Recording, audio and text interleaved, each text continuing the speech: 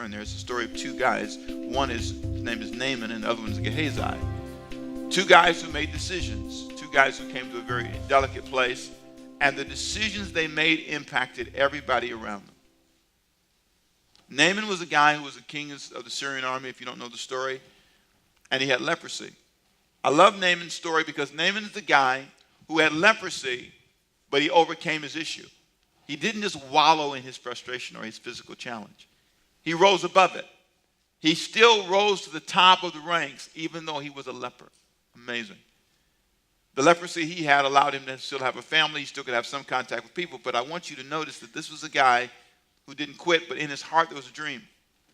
But he didn't know what to do. You ever had a dream you just didn't know what to do? You didn't know how to fix it, he didn't know what to do. He couldn't fix leprosy. Until one day a little girl said something to him. She said, hey, if you were in my country, my master, we have a prophet, Elijah, who could heal you. Well, in that moment, Naaman made a decision. I'm going to see this guy. Sometimes you can take a chance. Instead of sitting there accepting where you are, you can make a decision. He made a decision to go to this man's door. So he goes all the way to Naaman's house, to Elijah's house, brings all these gifts with him, loaded down, stands at that door, and imagine that moment. Now it's all come down to a knock on the door. So he knocks on the door, and he's standing there with expectations. He's standing there thinking, boy, if I can just get to this guy.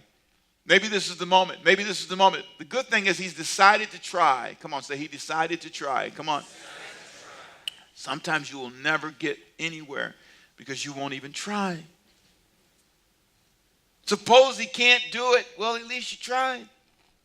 Suppose it's all a hoax, but at least you tried. I admire the guy for going through all the effort. He had to get permission from his king. He had to get permission from the king of Israel. And he had to do all of that and load up all these animals, travel all this distance, stand at the door and knock on this door for a chance. Just a chance. They might give you a raise. They might promote you. You might get into school. You might find a loan. You might find a grant. You might get an opportunity. But if you don't knock, you won't know for sure.